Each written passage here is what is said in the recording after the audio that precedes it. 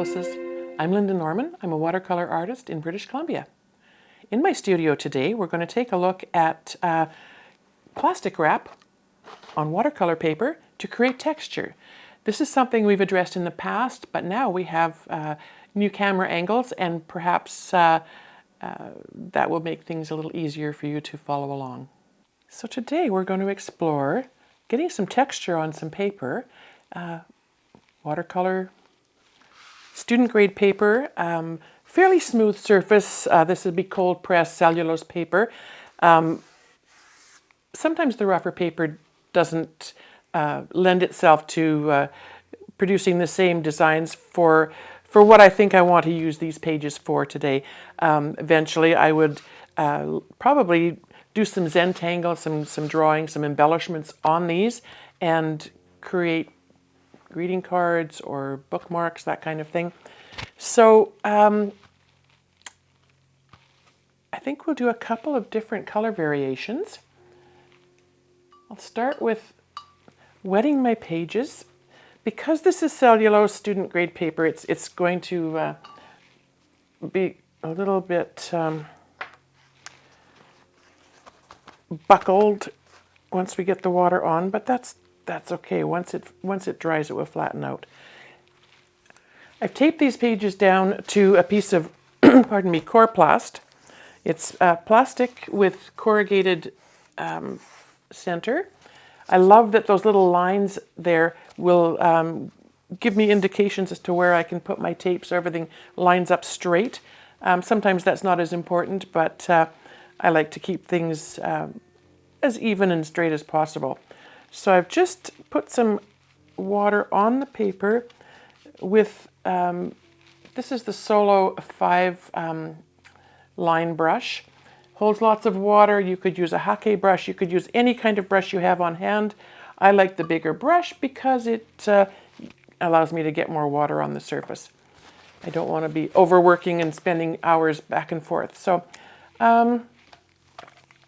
let's get the palettes another little wet down and get them woken up nicely. Let's put this back here. And we did some in the past. We have a new camera angle, so hopefully this helps you with seeing where things are taking place. I think today I'm going to start with, let's start with indigo. That sounds like a nice, sort of a nice color to get some base lines in. Indigo is a fairly deep dark color. I do love how these Daniel Smith paints, it doesn't really seem to matter often what color you use. They will disperse really nicely with the water. And then a little bit of a contrasting color. And I think today I'd like to try, some alizarin crimson. I don't very often use the crimsons. And the reds, more of the earthy tones is where I tend to end up, but let's try that. See what happens. And that's a really pretty mixture. That alizarin crimson, when it mixes with the indigo blue, gives kind of a purpley look. I like to lay the paints in fairly thick in spots. That will give us some nice definition and depth of shapes. I'm not really giving a lot of thought to how I'm placing these shapes, but I think these paints should have woken up a little bit better before that, so they're needing a little more. And I'm going to put a little bit of indigo in this, or pardon me, cobalt in with this one as well, just to fill in some of those places.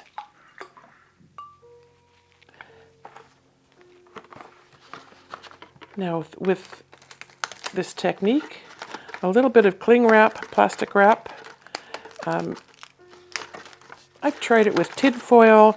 I just like the plastic wrap because it's more malleable and easier to get on the page. And of course, this is not coming off the way I wanted it to, but that's all right.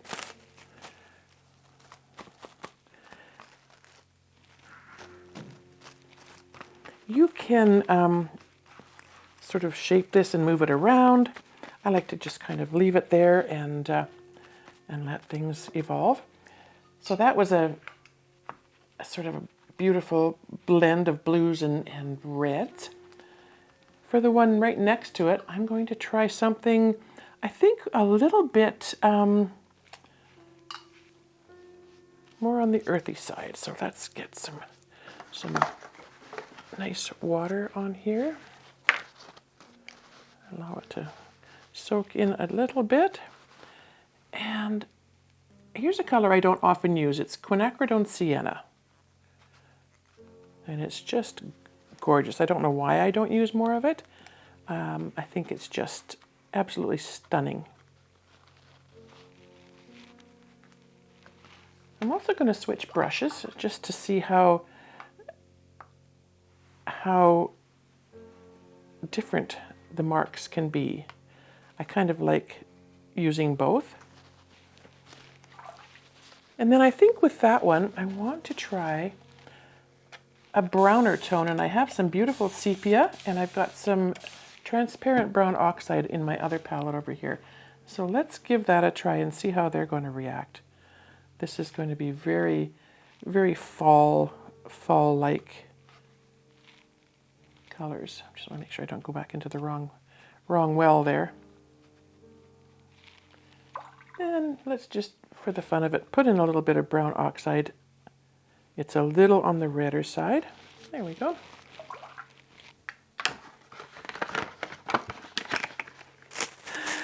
Oh,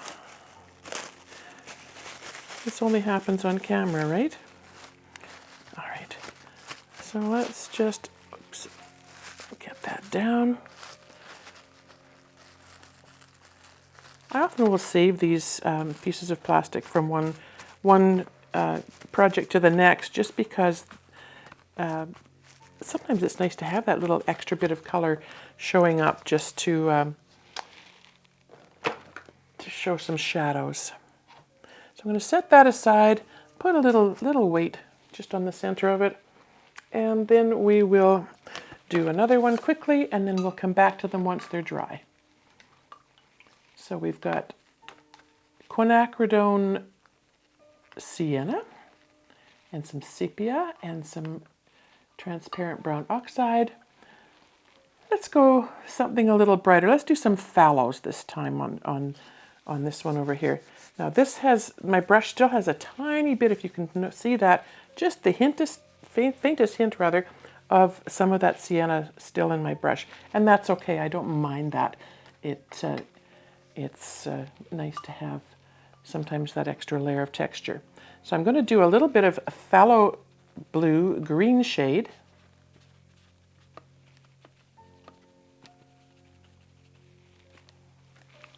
And I'm just going to squeeze that on there.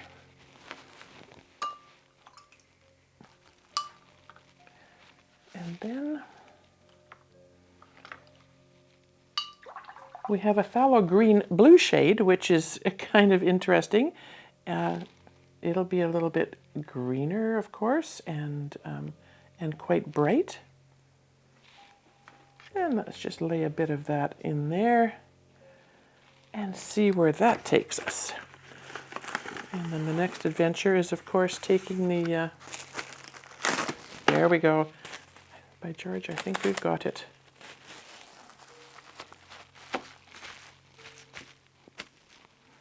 The little air bubbles under the plastic wrap will create jewel-like shapes. I do like those phthalos for this kind of a project. It's nice and bright. And then let's try let's do some yellows and some greens perhaps. So a little bit of undersea green. And I'm using the paint fairly wet here. I like how it kind of takes a journey of its own. The undersea green is so beautiful and so granulating. And then if we put some quinacridone gold in there, and I'm going to switch brushes for that because I want a good load of the quinacridone gold just to come in. You can see how incredibly beautiful. Oh, and there's a hair. That's always handy.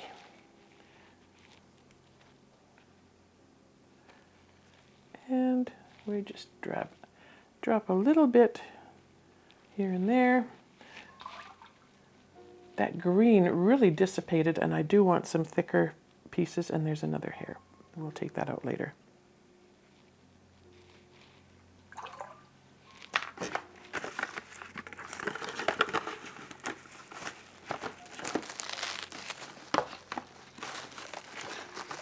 Oh, there's the tear part there. This one I'm going to scrunch and then pull out and just lay that on top. We'll see what evolves. So we'll set this aside, we'll let them dry, we'll come back to them, take the saran off, and see what we can do with them. We'll see what shapes emerge, what beautiful pictures come to light, and move from there. We'll be back. So our colors with the plastic wrap are ready to be revealed. They're probably still a bit damp, but I think we're good to work on them. They're still going to be a bit buckled, and as I said before, because we're working on the cellulose paper, the student grade paper, a lot of that buckling won't come out until perhaps we leave it for 24 hours or longer under a stack of heavy books, or maybe we dig out the iron and give it an iron, but we'd want to wait until they were a little bit drier. So to work on these, rather than use a very fine point pen, which probably would, because the paper is still on the dampish side, might even cut into it, and also it'd be easier for you to see if we were to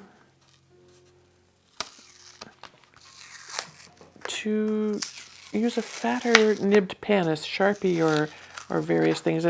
And some of you had said in the past that it was hard to see the drawing with the fine liner pens that I like to use. So for these, I will use a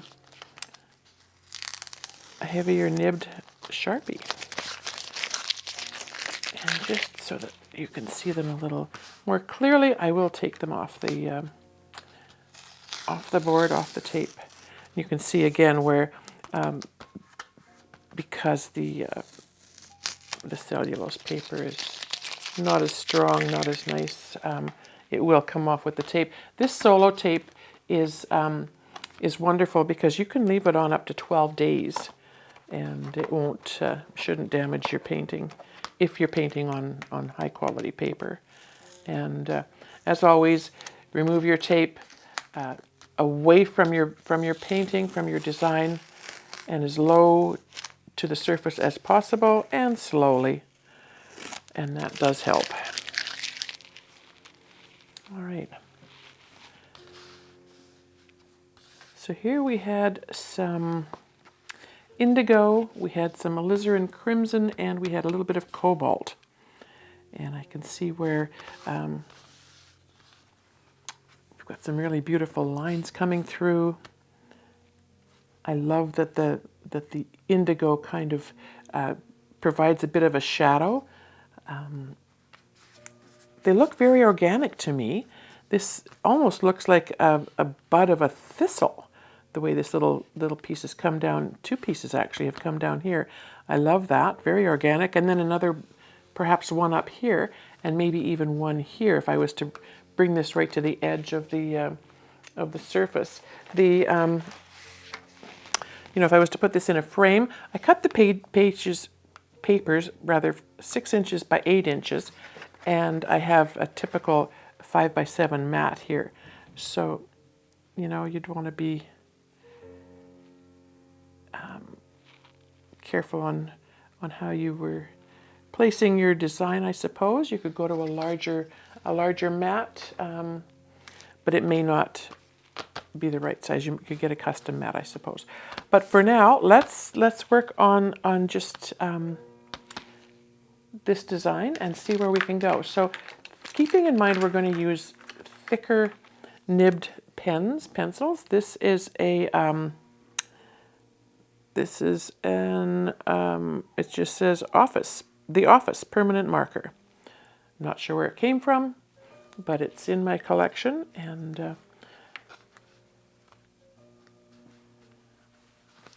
so I'm going to follow along just so you can see, if you can't see with what's happening here. So we've got I'd be tempted to follow along this bit of a line here. I don't know if you can hear my puppy. She's not very happy that she's upstairs and I'm not. But she'll get a cookie later. So essentially, I just follow along the lines that the plastic wrap has shown me to create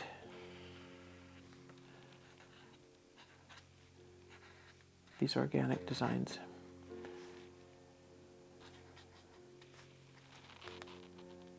This has beautiful, beautiful lines in it. You can add more if you want to complete the design, make it into something else. I just love that there's all these little branch pieces that come along and form in the pigments. So they're kind of reminds me of, you know, maybe the garden at the end of the year when things are left to, you know, a few dried leaves and some stalks and the undergrowth that's happening. But these are truly organic. I just love that that you can follow them along and create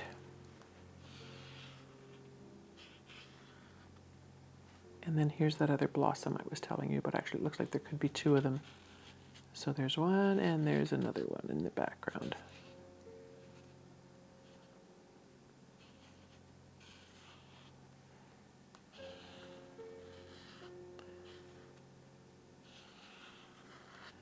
You can use whatever color you want. You can embellish with silver, gold. So I like that there's a lot of room for growth. You don't have to follow the lines in all cases either. You can draw your own design on top. So that's with a black Sharpie. I don't know that the pink would show up very well on this. We can try it. Not really. And it's a bit of a metallic. I don't know that. If I was going to go with metallic, I would likely go with something like this. It's a liquid chrome by Malto. And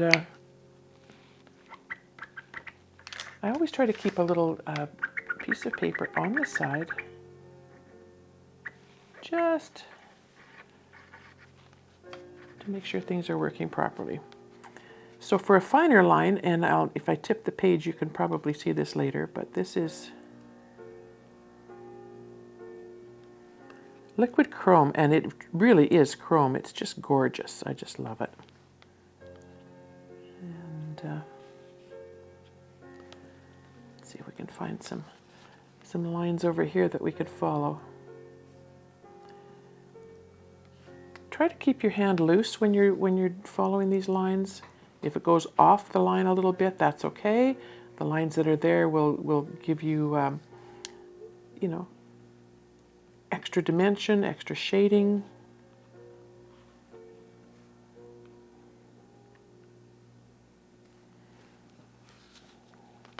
It's So that, I think I'm going to bring that right over through here so it's got some continuity, and we'll bring it down in here.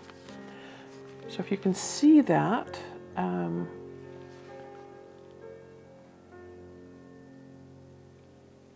it stays beautiful and shiny, and it's called liquid chrome. Mirror effect.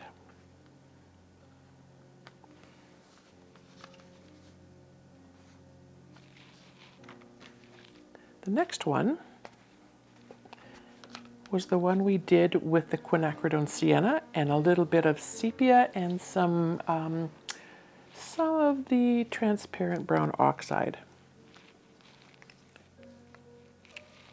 These, the pens and markers are available in all colors.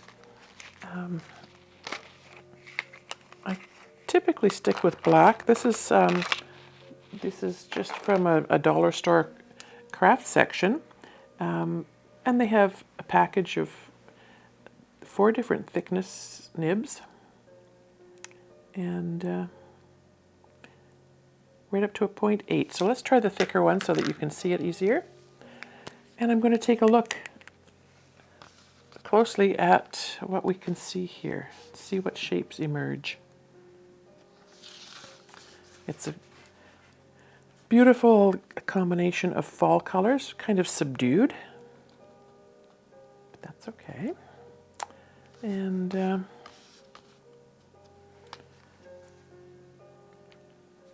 quite often I see animals, but I don't really see animals emerging out of this one yet. There's again another leaf or flower form here. Let's start with that. I can follow along.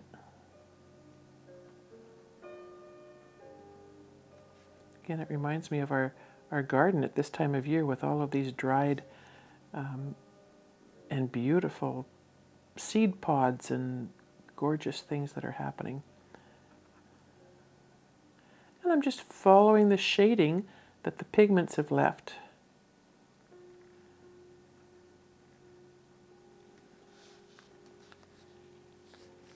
And if I come down this way, oh, and then I get to this one, and oh, there's another kind of wonky seed pod thing happening here with things hanging down and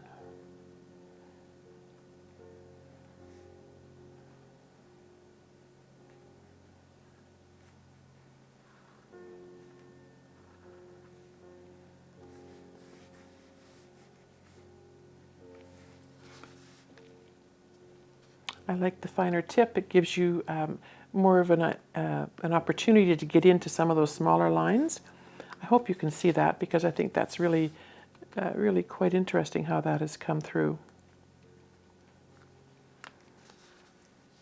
Even though I can't see other designs down here, I could carry that on. I've done the seed pod, the dried flowers. So in this space here where there's a rather blank space, I can carry that on and I can just make a flower there. And as we saw with that one, it's kind of wiggly and jiggly. Leaves look like they have dried up a fair bit. And then there's more branches coming through the back.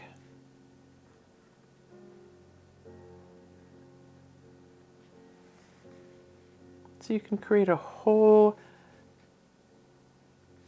design here. There's another little one there. Keep your pen loose, and you can come up with all kinds of little beautiful little shapes.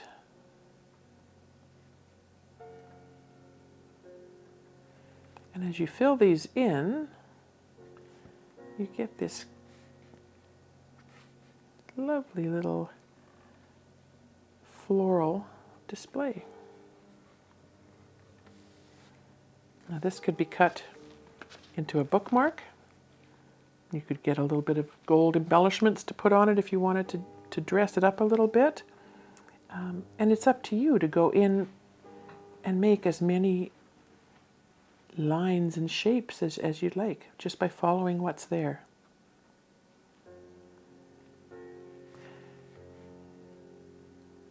You could do Zentangle ideas and just fill in shapes with other shapes.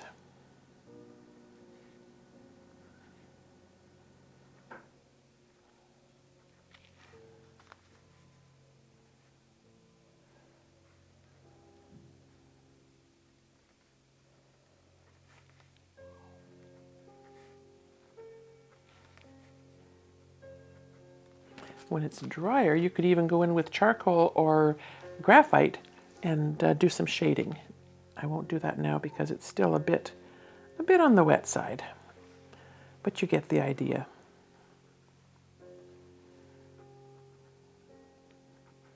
Yeah, just some random wiggly shapes and you've got flowers. So yeah, I think I probably would cut this down and make a bookmark out of it, and then work on this side for something else. And that probably would work if I cut it off here, because I can see some interesting shapes happening on this side as well. This almost could be you shape the outline, and then inside is almost like a rose. I can see those, and once you put in these beautiful flowing shapes and follow that organic theme through those lines, you can get a beautiful, beautiful flower shape. Because the page is damp, it's not allowing things to really flow the way they normally would. So I think there's potential with that one as well. I love the colors. This one, if you can visualize those lines being smaller, it would be a lot of fun as well. Those aren't my colors, those aren't my go-to colors, but I still had fun with that. It's definitely got some potential. I mean, you can leave these without any embellishments. They're quite gorgeous on their own. This one, for example, with the undersea green and the quinacridone gold, came out really beautifully, I think, with those organic shapes. A little bit darker colors. I think this was the one where I laid the undersea green in fairly thick. You can still see how light it dried. If you can remember how dark things were to start with.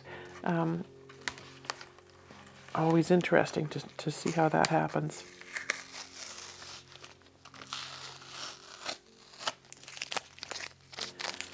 This one's popping out with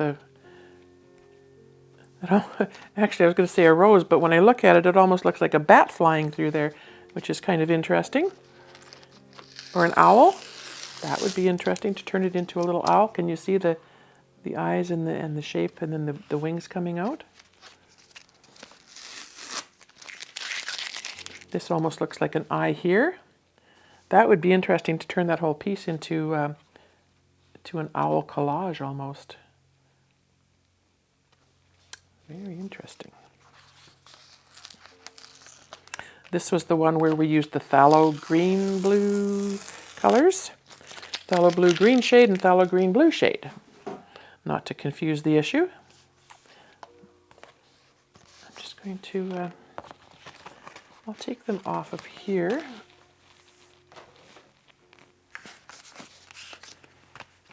This one, if you remember, I dropped a lot of water from my brush onto here, and it's still pretty damp. I don't know that I will attempt to draw on that yet, just because it is pretty soft and damp, but I can definitely see here where, you know, some lovely stalks and stems coming up, and lots of beautiful foliage colors and shapes.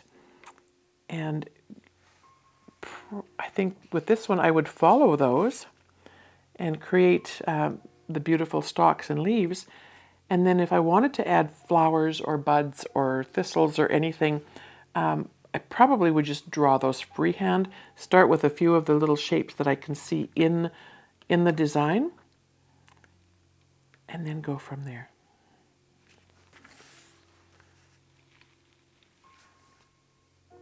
As with any of them, you could cut them and make 2 smaller cards, slip them into those Strathmore photo frame cards or photo mount cards that I was talking about in an earlier episode.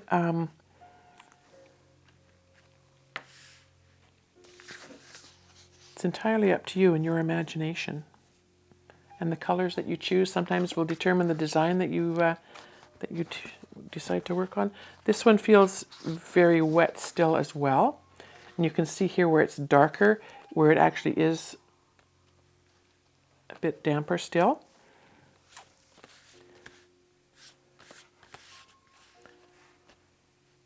So with these, I think I would leave these 2 until they dried, until I flattened them,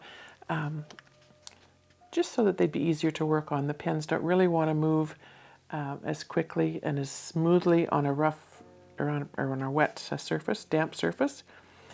But you can see so many possibilities here. This, you know, this piece here with the markings on it could be a palm tree, could be a birch tree. So many possibilities. I kind of like that owl idea, where I was, you know, seeing an owl flying here, and then the eye here, and possibly creating something else. It looks like perhaps something else could be flying out of this part. It would be very interesting to create a sort of a collage with a bit of organic shrubbery, trees in the background.